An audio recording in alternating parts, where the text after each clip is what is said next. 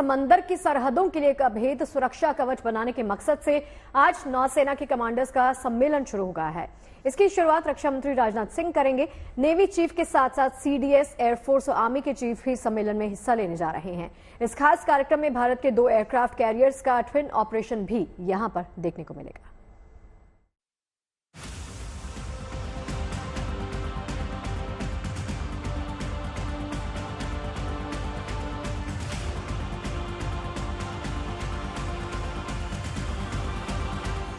लहरों के ये 2 बाहुबली जब समंदर में एक साथ उतरते हैं तो शक्ति, शौर्य और पराक्रम की नई मिसाल बन जाती है। भारत के ये 2 एयरक्राफ्ट कैरियर देश की समुद्री सीमा के सबसे सशक्त प्रहरी हैं। लहरों के इन दोनों योद्धाओं के कौशल के गवाह आज खुद रक्षा मंत्री बनेंगे। समंदर में सुरक्षा की रणनीति और सैन्य गतिविधियों पर मंथन के लिए आज से नौसेना के कमांडरों का पहला सम्मेलन शुरू हो रहा है। इस मेगा आयोजन का उद्घाटन देश के रक्षा मंत्री राजनाथ सिंह कर रहे हैं। ये सम्मेलन 2 चरणों में संपन्न होगा। पहला चरण समंदर में होगा, जहां दोनों एयरक्राफ्ट कैरियर समंदर में अपनी शक्ति का प्रदर्शन करेंगे। नौसेना के कमांडरों का सम्मेलन भविष्य की चुनौतियों के लिए सेना को अपनी तैयारी दुरुस्त करने का मौका देता है।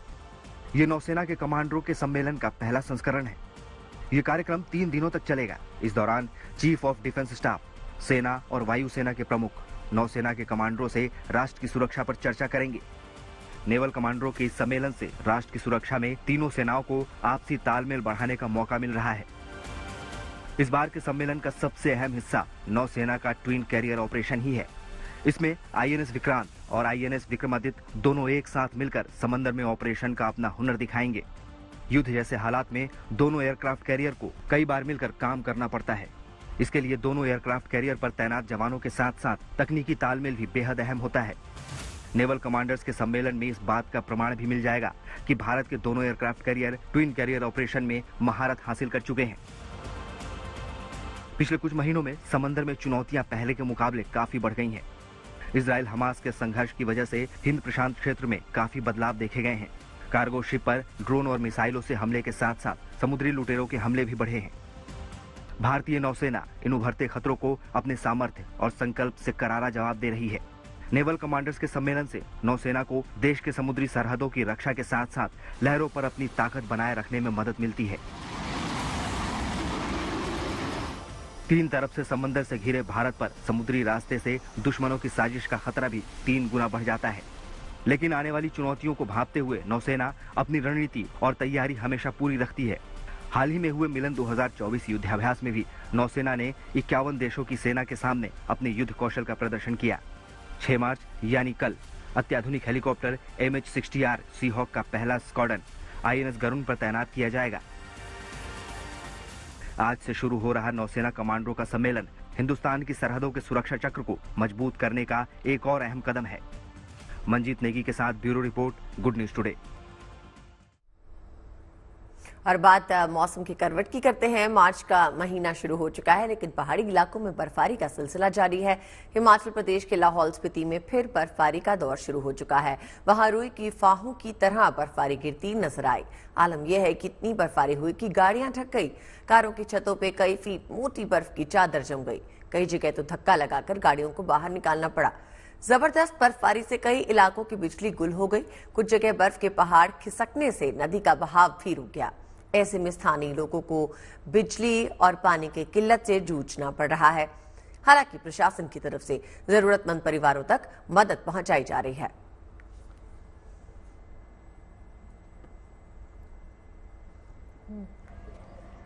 इसी तरह मनाली में बर्फ की चादर पर रोमांचक खेलों का मजा लेने के लिए सैलानी पहुंच रहे हैं। कोई वहां पर पैराग्लाइडिंग करता हुआ दिख जाएगा तो कोई स्नो स्कूटर दौड़ाता आपको नजर आएगा। मतलब ये मौसम बच्चों से लेकर हर उम्र के लोगों को काफी पसंद आ रहा है। पहाड़ की चोटियां चांदी की तरह चमक रही हैं। उनके बीच मैदान पर बिछी सफेद चादर पर मौज मस्ती भी की जा सकती है। हालांकि बढ़ती हुई भीड़ से जाम जैसी दिक्कत भी यहाँ पर लोगों को परेशान कर रही है।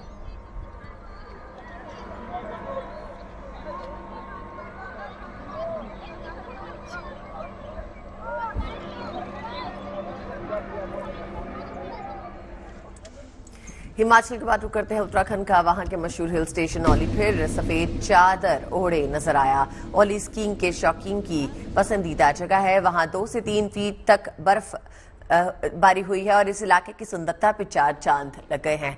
चटक धूप पड़ते ही वहां गिरी बर्फ चांदी की तरह चमकने लगी। इस बीच लोग स्कीइंग की तैयारी में जुट गए हैं। माना जा रहा है कि अब औली में इतनी बर्फ हो चुकी है कि विंटर स्पोर्ट्स हो सकते हैं। नीचे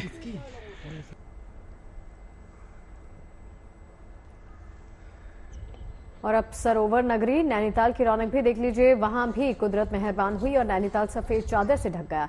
बीती सर्दियों के मौसम ने इस शहर को ये शानदार तोहफा दिया, जिससे वहां पहुंचे सैलानी और स्थानीय लोग बेहद खुश हैं। बर्फ से पटे रास्तों पर कुछ स्कूली बच्चे एग्जाम देने जाते दिखे। मौसम के बदले रुख के बाद अब वहां पर सैलानियों के बढ़ने की उम्मीद भी जग गई है।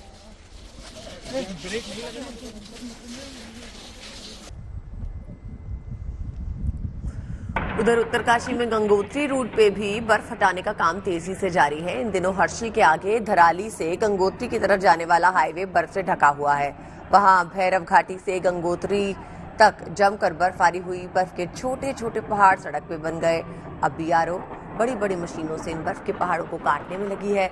बीआरओ की टीम वहां फंसे सैलानियों की गाड़ियों को भी निकालने में मदद कर रही है। ऐसे में प्रशासन ने सैलानियों से ऊंचाई वाले इलाकों पर जाने से बचने की सलाह दी।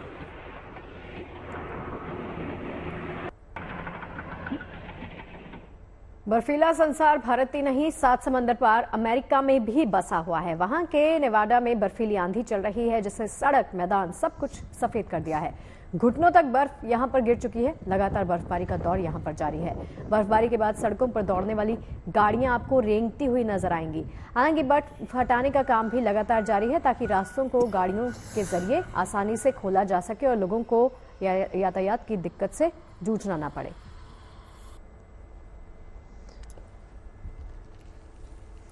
इसी तरह कैलिफोर्निया का भी हाल यही है। वहां बाजार में दुकानों के बाहर बर्फ के छोटे छोटे पहाड़ बन गए हैं। दुकानदारों को खुद बर्फ हटानी पड़ रही है। इतना ही नहीं, जबरदस्त बर्फबारी से पेड़ों की टहनियों पे मोटी परत जम गई है। मोटी परत से ढकी इन टहनियों से कई रास्ते बंद हो गए। फिर राहत और बचाव टीम ऐसे पेड़ों की कटाई के लिए पहुंची। क्रेन पर चढ़कर मुसीबत बनी इन टहनियों को कटर की मदद से गिरा दिया गया।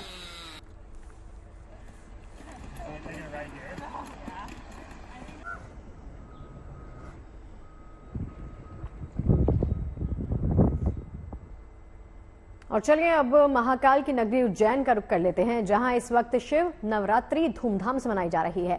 कल शाम बाबा महाकाल ने भक्तों को होलकर श्रृंगार में दर्शन दिए। श्रृंगार से पहले सुबह भस्म आरती हुई, जिसके बाद बाबा का पंचाभिषेक हुआ। दोपहर में भगवान को 16 दुसाला स्वर्ण जड़ित आभूषण पहनाए गए। 29 फरवरी से उज्जैन के महाकालेश्वर मंदिर में आस्था का ऐसा ही रंग आपको नजर आएगा। कीर्तन भजन यहाँ पर उसकी गूंज साफ सुनाई दे रही है। बड़ी संख्या में भक्तों की भीड़ दोपहर श्रृंगार के बाद उमड़ रही है। महाकाल के श्रृंगार का क्रम महाशिवरात्रि तक चलने वाला है।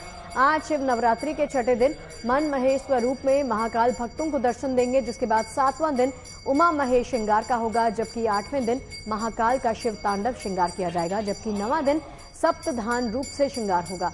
आपके सामने महाकाल के अलग अलग श्रृंगार की 7 तस्वीरें, और ये तस्वीरें बता रही हैं कि महाकाल की नगरी कैसे इन दिनों भक्ति के रंग में पूरी तरह से रंग चुकी है।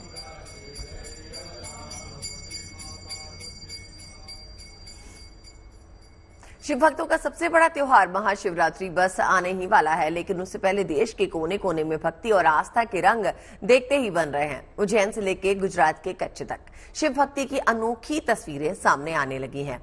शिव भक्ति का सबसे अद्भुत दृश्य गुजरात के कच्छ से सामने आया है, जहां इस वक्त शिव का संसार बसा हुआ है। यहाँ एक साथ सारे ज्योतिर्लिंगों के दर्शन हो रहे हैं और इसे देखने दूर दूर से लोग भी पहुंच रहे हैं।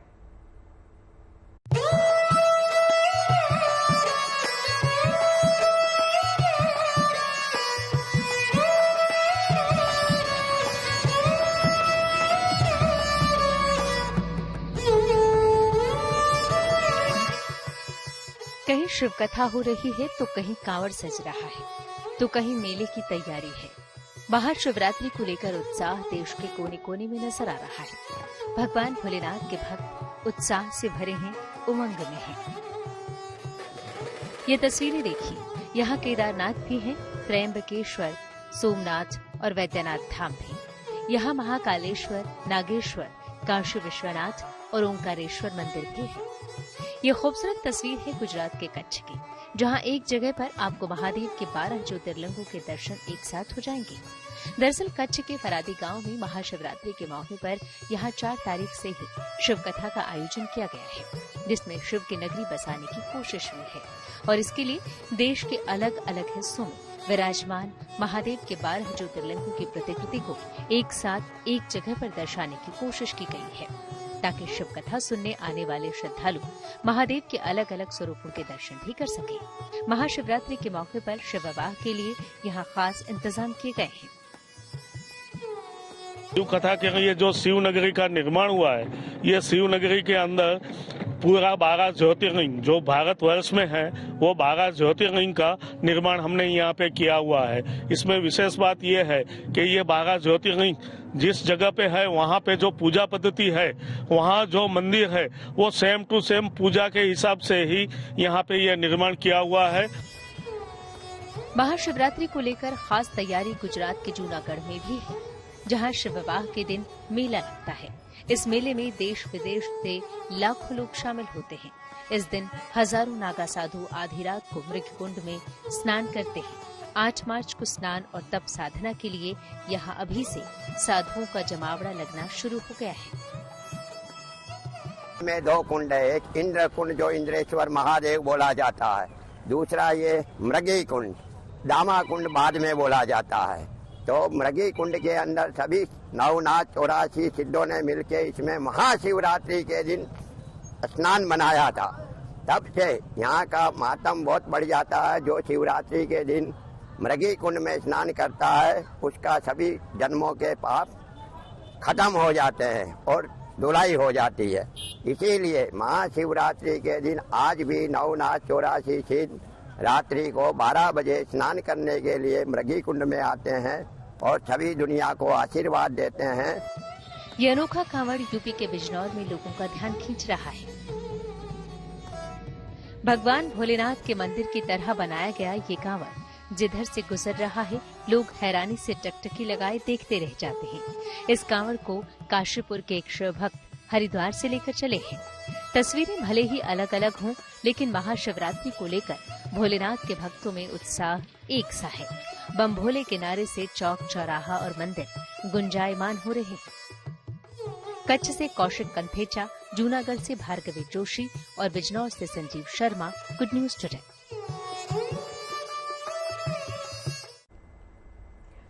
उज्जैन के महाकालेश्वर मंदिर में शिव नवरात्र के 5वें दिन महाकाल का होलकर श्रृंगार हुआ। भस्म आरती के बाद पूरे विधि विधान और मंत्रोच्चारण के बीच महाकाल का पूजन, अभिषेक और श्रृंगार किया गया।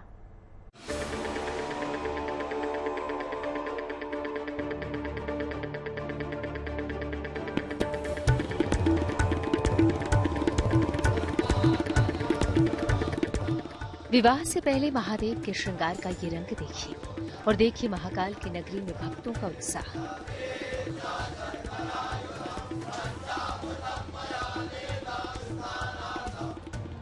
शिव नवरात्र के 5वें दिन जब महाकाल का विधिवत होलकर श्रृंगार हुआ, तब उनकी एक झलक के लिए भक्त उमड़ पड़े। चंदन, हल्दी और फूलों से सजे महाकाल का सोमवार की अलसुबह भस्मारती में पंचाभिषेक हुआ।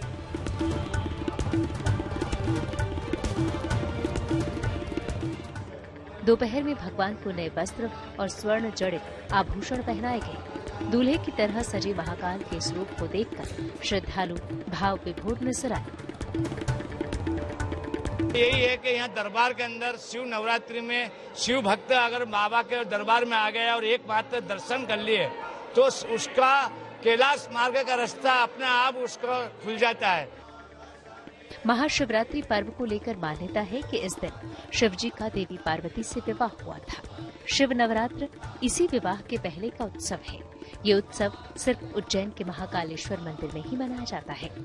ये महाशिवरात्रि से 9 दिन पहले शुरू होता है और इन 9 दिनों में भगवान महाकाल का मोहक श्रृंगार और पूजा, अभिषेक और अनुष्ठान किया जाता है। होलकर श्रृंगार के बाद अब छठे दिन महाकाल का श्रृंगार मन महेश रूप में होगा, तो 7वें दिन महाकाल उमा महेश रूप में भक्तों को दर्शन देंगे। इस दिन महाकाल बाबा और मां पार्वती दोनों का स्वरूप भक्तों को दिखता है। 8वें दिन शिवतांडव श्रृंगार के बाद 9वें दिन महाकाल का सप्तधान श्रृंगार होगा। इस दिन महाकाल को दूल्हे के रूप में सजाया जाता है। कई क्विंटल फूलों का सेहरा बाबा को पहनाया जाता है। Sandeep Kulshreshtha, Ujjain, good news today. कहते हैं उम्र तो महज एक नंबर है, इंसान तो दिल से जमा होता है। चंडीगढ़ के रहने वाले 80 साल के तृप्त सिंह ने अपनी फिटनेस और एनर्जी से इस बात को पूरी तरह साबित किया है। तृप्त सिंह ने अपनी फिटनेस से उम्र को मात दी है और बुजुर्गों के साथ साथ युवाओं को भी हेल्दी रहने को प्रेरित कर रहे हैं। तृप्त सिंह रोजाना घंटों जिम में बिताते हैं और पार्क में सीनियर सिटीजन्स को ट्रेनिंग देते हैं। 80 साल के तिरपत सिंह के लिए उम्र सिर्फ एक आंकड़ा है। जी हां, अब इन्हें हम युवा कहें या फिर दादाजी, लेकिन आप देख सकते हैं कि इनकी फिटनेस अच्छों को पानी पिला देगी। कैसे ये सिलसिला शुरू हुआ, ज्यादा बात करते हैं। हमारे साथ तिरपत सिंह जी मौजूद है। तिरपत जी, अगर हम बात करें, आपकी फिटनेस बड़े बड़े युवाओं को मात देती है, सिलसिला कैसे शुरू हुआ? देखिए, कोई ना कोई तो मोटिवेशन चाहिए होती है। या तो कोई कीड़ा काट जाए किसी को तब उससे दर्द होता है, या कोई किसी की बात चुभ जाए तो आदमी अपना काम शुरू करता है। मेरी कोई टम्मी बढ़ गई थी तो मुझे किसी रिश्तेदार ने टॉर्च मार दी। देखो, पंजाबी में बोलते हैं गोगड़ निकल आई तुम्हारी। मैं कहा भाई हमारी तो है, मेरी अपनी देख तो पहले। कहते नहीं हमारी तो है, आपकी पहली बार देखी हमने। वो बात मन को कहीं खटक गई। बस बाजार में गए, 2 टी-शर्ट 2 निक्कर खरीदी, अगले दिन से दौड़ना शुरू कर दिया। अच्छा। भाई ये था सिलसिला शुरू होने का। आज इस बात को 13-14 साल हो गए। पहले सिंपल दौड़े, थोड़ी सी उसकी कहानी में कहो तो सुनाना चाहूँगा। तो पहले क्योंकि स्टेमिना तो खत्म हो चुका था, बचपन में कभी स्कूल टाइम में थोड़ा बहुत किया भी था एक्सरसाइज, तो बाद में तो 40-50 साल कुछ नहीं हुआ था। तो जैसे ही दौड़ने के लिए अगले दिन गए, वो मुश्किल से 40-50-60 कदम के बाद सांस फूलने लग दी थी। फिर मैंने माइंड को प्रिपेयर किया। तो जब सांस फूले, थोड़ा हल्का चलता था, जैसे सांस थोड़ी बराबर हुई फिर दौड़ना शुरू किया। फिर सांस फूल गई, फिर पैदल चले, फिर दौड़ना शुरू किया। ऐसे करते करते 1 महीने के अंदर मैंने उस जो ग्राउंड थी, जिसके पहले मैं 1 चक्कर में 4 बार रुकता था, एक स्टेज ऐसा आया कि 10 चक्कर में बिना रुके करने लगा। तो मेरा थोड़ा सा हौसला भी बढ़ गया। और उन्हीं दिनों में चंडीगढ़ एडमिनिस्ट्रेशन वालों ने एक मैराथन रखी थी बुजुर्गों के लिए, फॉर सीनियर सिटीजन्स। तो हाथ वो छोटी थी 1600 मीटर की। वो 6 या 7 सेक्टर में जो ग्राउंड है, जो स्पोर्ट कॉम्प्लेक्स है, वहाँ पे उन्होंने रखी थी। तो मैं वहाँ भाग लेने के लिए चला गया। अब वो क्योंकि पहला ही सिलसिला था, ना कभी दौड़ने की तो कोई प्रैक्टिस की ही नहीं थी पहले। तो वो पहली दौड़ में मेरा 5वां नंबर आया। उसमें कुछ आर्मी वाले भी आए हुए थे दौड़ने में, बुजुर्ग। तो मेरे को ये लगा कि मैंने तो अभी 2-1 महीने प्रैक्टिस किया और मेरा ये अगर 5वां नंबर आया तो मैं अगर साल भर कोशिश करूँ यहाँ तो मैं फर्स्ट आ ही सकता हूँ। वो सोच के अगले दिन से रेगुलर दौड़ना शुरू किया और ऐसा दौड़े के बस दौड़ते चले गए। अच्छा, आपने कहा कि वो एक बार किसी ने आपको कहा और उसके बाद से सिलसिला शुरू हो गया। अच्छा, क्योंकि एथलेटिक्स में भी आपने मेडल जीते हैं, चाहे हम बात करें बुजुर्गों वाली दौड़ हो, उसके बाद तो आपने युवाओं वालों की दौड़ में भी। तभी तो मैं कहने कि आपको दादाजी बोले या फिर युवा बोले? कुछ भी बोलने। देखिए, उम्र को मैं ये गिनता हूँ जस्ट नंबर। देखो, मरना तो सबको है, लेकिन अपनी सेहत के साथ खिलवाड़ करके मरना, मतलब तिल कर मरने से बेहतर है कुछ करके मरे। तो अपने आप को फिट रखें।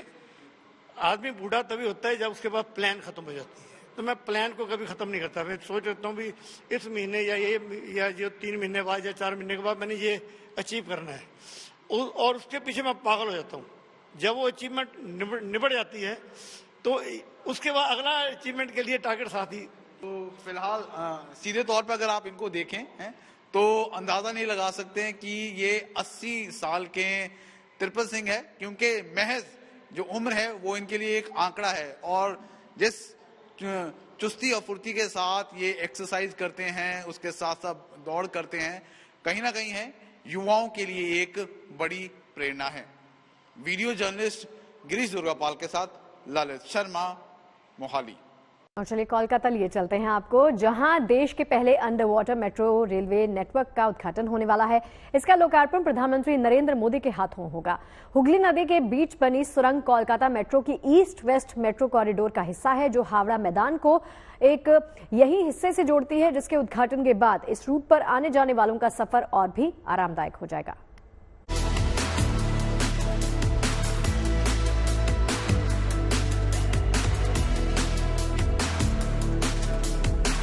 बस चंद घंटों का इंतजार और देश को मिल जाएगा इंजीनियरिंग का एक और शानदार शाहकार। ये शाहकार कुछ और नहीं बल्कि देश की पहली अंडर वाटर मेट्रो सेवा है, जिसे बनाया गया है हुगली नदी के नीचे। प्रधानमंत्री नरेंद्र मोदी 6 तारीख को इसी अंडर वाटर मेट्रो का उद्घाटन करने जा रहे हैं, जिसकी सभी तैयारियां पूरी कर ली गई हैं।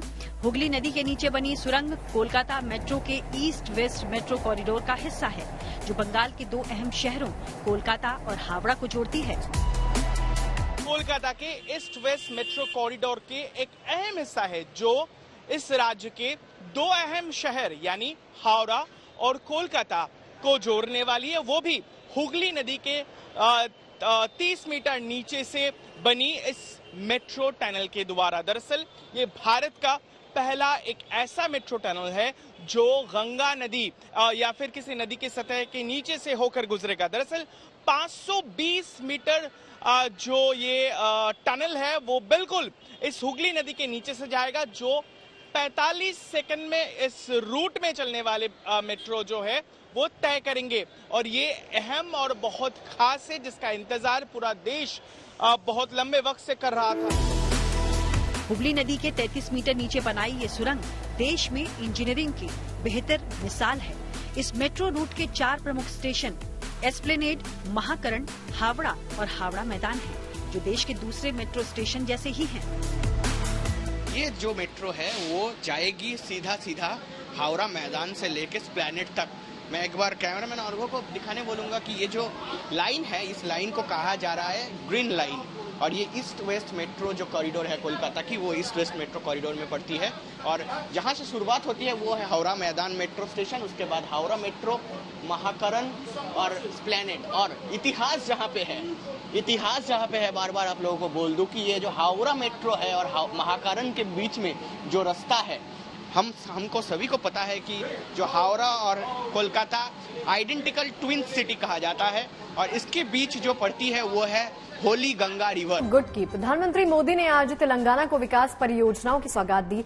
अब से थोड़ी ही देर पहले प्रधानमंत्री मोदी ने संगारेड्डी में 7200 करोड़ के कई प्रोजेक्ट्स का इनॉग्रेशन किया। प्रधानमंत्री नरेंद्र मोदी अपने तेलंगाना दौरे के दूसरे दिन सिकंदराबाद के श्री उज्जैनी महाकाली मंदिर में दर्शन के लिए पहुंचे। यहां प्रधानमंत्री नरेंद्र मोदी ने पूरी भक्ति भावना के साथ महाकाली की विधि विधान के साथ पूजा आरती की। इस दौरान मंदिर के पुजारी ने कलश के साथ प्रधानमंत्री को संकल्प दिलाया। शाम 4 बजे के करीब प्रधानमंत्री ओडिशा के जाजपुर पहुंचेंगे। यहां वो 19,600 करोड़ के प्रोजेक्ट्स का शिलान्यास और इनॉग्रेशन करेंगे। फिर चांदी खोल में एक रैली को भी एड्रेस करेंगे। 1814 में स्थापित किया गया था और श्री उज्जैन। अब मैं आज आपको ये गारंटी दे रहा हूं, लिख लीजिए। आज मैं आपको एक गारंटी दे रहा हूं, अगले कुछ वर्षों में भारत को विश्व की तीसरी सबसे बड़ी इकोनॉमी बनाएंगे।